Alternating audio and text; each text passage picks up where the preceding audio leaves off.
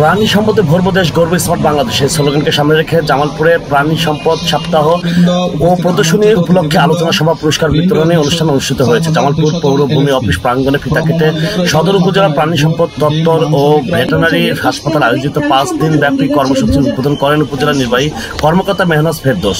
প্রাণী সম্পদ ও মৎস্য অধিদপ্তরের কর্মকর্তা সহ বিভিন্ন খামার মালিক সমিতির নেতৃবৃন্দ অনুষ্ঠানে বক্তব্য রাখেন। পরে অতিথিবৃন্দ 25টি স্টলে খামারিদের প্রদর্শিত পশু পাখি প্রদর্শন এবং বাছাইকৃত খামারিদের মাঝে পুরস্কার বিতরণ করেন। জামালপুর থেকে আবুল কাশেমের পাঠানো তথ্যচিত্রে স্বাধীন বাংলা নিউজ। 293 মেট্রিক টন মাংস এবং প্রায় 50 লাখের মতো